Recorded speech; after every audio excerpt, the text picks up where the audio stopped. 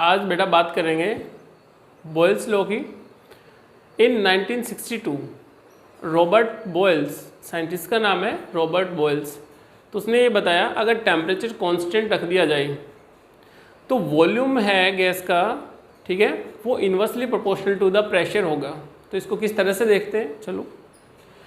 Robert brown के according कब बताया इसने, इन 1962 के अंदर। अगर हम बात करें volume of given gas is inversely proportional to the pressure, means volume of the given gas, mass of the gas is inversely proportional to the pressure. Here अगर मैं proportionality साइन को हटाऊंगा तो मेरे पास एक कांस्टेंट देना पड़ेगा, इज 1/p। कांस्टेंट दे दिया हमने के, इस बात को इस तरह से लिखा गया PV इज इक्वल टू के, प्रेशर वॉल्यूम कांस्टेंट। इसका मतलब हो गया कांस्टेंट टेम्परेचर पर प्रेशर वॉल्यूम भी क्या आपके क्या होंगे, कांस्टेंट होंगे। यानी कि कांस्टेंट अपने पास के है, प्रेशर वॉल्यूम भी कांस्टेंट होंगे एट कांस्टेंट टेम्परेचर पे। देखिए इस रो में सबसे पहले हम बात कर रहे होते हैं, हमें यहाँ पे क्या रखना पड़ेगा, कांस्टेंट टेम्परेचर रखना पड़ेगा। और कांस्टेंट टेम्परेचर के बाद जब हम बात करें volume of the given gas, mass of the gas is inversely proportional to the pressure, तो हमारे पास क्या आता है PV is equal to K. For an example इसको थोड़ा सा आगे बढ़ाते हैं, अगर किसी गैस का प्रेशर P1 से P2 हो जाए, कब, जब हम वॉल्यूम में चेंज करें तब। यानी कि वॉल्यूम में चेंज, ये कंडीशन है, वॉल्यूम में चेंज हमारा V1 से अगर V2 हो गया तो ऑब्वियसली सी बात है प्रेशर में भी तो चेंज होगा। तो इस बात को किस तरह से रखा जाता है, P1 V1 is equal to P2 V2। जो भी हमें न्यूमेरिकल्स के डाटा दिए जाएंगे उसके बाद हम वॉल्यूम में चेंज फॉर एग्जांपल हम फाइंड आउट कर सकते हैं। फॉर एन एग्जांपल हमें वॉल्यूम में चेंज फाइंड आउट करना है तो मैं इसको किस तरह से लिख पाऊँगा, P1 V1 divided by P2।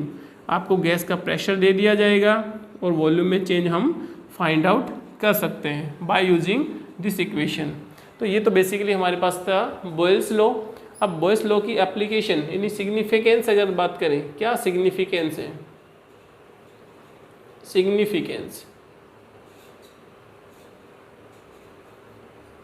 Significance की अगर बात करें तो देखिए Boyle's law inversely proportional, volume inversely proportional to pressure अगर है तो इसलिए लिखा गया भाई प्रेशर वॉल्यूम क्या है मेरे पास कांस्टेंट है, ठीक है, प्रेशर वॉल्यूम हमारे पास क्या हो गया यहाँ पे कांस्टेंट। तो मैं अगर वॉल्यूम की बात करूँ तो वॉल्यूम का मतलब क्या हो गया, कांस्टेंट डिवाइडेड बाय प्रेशर। इस बात को यानी इस इक्वेशन को अगर मैं डेंसिटी से रिलेशन करता हूँ, डेंसिटी, तो डेंसिटी हमें पता है ये होती है भैया मास अपॉन वॉल्यूम। डेंसिटी होगी अपने पास मास अपॉन वॉल्यूम, वॉल्यूम की वैल्यू पुट कर दीजिए तो आपकी डेंसिटी हो जाती है mass divided by K divided by P. और इसको हम इस तरह से लिख सकते हैं, density is directly proportional to, density equal to का साइन चल रहा था हमारे पास, density equal to mass divided by K into pressure. तो हम यहाँ पे देखेंगे कि जो डेंसिटी है उसका डायरेक्टली प्रोपोर्शनल टू किसके रिलेशन के साथ है, प्रेशर के साथ। यानी डेंसिटी कब बढ़ेगी, जब आपने क्या कर दिया, गैस का प्रेशर बढ़ा दिया। यानी डेंसिटी कब बढ़ रही है, जब हम गैस का प्रेशर बढ़ा रहे होते हैं, तब प्रेशर इंक्रीज होगा तो हमारे पास डेंसिटी इंक्रीज होगी। ये इसकी सिग्निफिकेंस है। जैसे हाई एल्टीट्यूड पे जो लोग रह रहे हैं वहाँ पे ऑक्सीजन की अमाउंट कम होती है, इसका मतलब वहाँ पे प्रेशर कम है ऑक्सीजन का, तो वहाँ पे ऑक्सीजन का मतलब ऑक्सीजन की अमाउंट कम हो गई, डेंसिटी कम हो गई, तो इसलिए यहाँ पे प्रेशर की वजह से डेंसिटी कम हो गई। तो ऐसे जो लोग हैं उनमें एक डिजीज हो जाती है अनोक्सिया, ठीक है।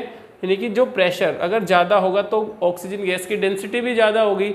लेकिन हाई एल्टीट्यूड पे बात करें, किस पे बात कर रही है, हाई एल्टीट्यूड मतलब ऊंचाइयों पे, काफ़ी हाइट पे, जहाँ पे ऑक्सीजन का सिलेंडर लेके जाते हैं उसमें हीलियम और नाइट्रोजन गैस भी भरी होती है, डाइल्यूशन के लिए होता है वो। लेकिन हाई एल्टीट्यूड पे वो जो डिजीज़ डेवलप हो जाती है वहाँ पे उसको एनोक्सिया बोलते हैं। ऐसे लोग जल्दी थक जाते हैं और अनेबल प्रॉपर थिंकिंग में, मतलब ऐसे लोग सोचने समझने की क्षमता है वो कम रखते हैं। किसकी वजह से? वहाँ पर हाई एल्टीट्यूड पे डेंसिटी ऑक्सीजन की कम हो गई, तो ब्रीदिंग के थ्रू हम जब ऑक्सीजन को गेन कर रहे होते हैं तो हमें जो रिक्वायर्ड ऑक्सीजन है उतनी ऑक्सीजन नहीं मिल पाती, इसी वजह से वो डिजीज डेवलप हो जाती है, जिसको क्या बोला जाता है? एनोक्सिया बोला जाता है। इसका ग्राफिकल रिप्रेजेंटेशन और समझते हैं। देखिए ग्राफिकल रिप्रेजेंटेशन किस तरह से होगा।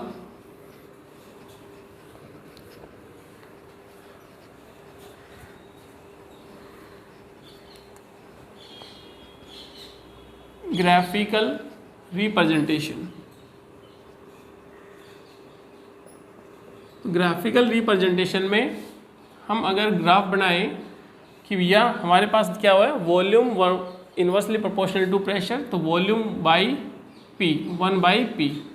तो देखिए डायरेक्टली प्रोपोर्शनलिटी का साइन है, इसलिए इसका जो ग्राफ ऑब्टेन होगा वो स्ट्रेट लाइन ऑब्टेन होता है। लेकिन जहाँ पे मैं इस ग्राफ की बात करूँ, यानी कि प्रेशर वॉल्यूम कांस्टेंट है, यानी किसी भी टेम्परेचर पे बात करोगे तो ये भी आपका कांस्टेंट वैल्यू ही ऑब्टेन देगा। मान लो एग्जांपल T1 टेम्परेचर ले लिया, T2 टेम्परेचर ले लिया, तो प्रेशर वॉल्यूम भी हमारे पास क्या आ गया? कांस्टेंट आ गया। किसी भी पॉइंट पे बात करेंगे, यानी टेम्परेचर मान लो T1 मैंने कांस्टेंट रखा हुआ है तो प्रेशर वॉल्यूम भी कांस्टेंट होगा।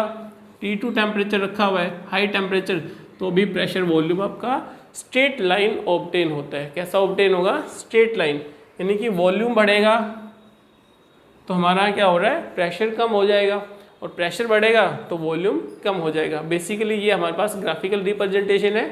तो नेक्स्ट बात करेंगे हम चार्ल्स लॉ की।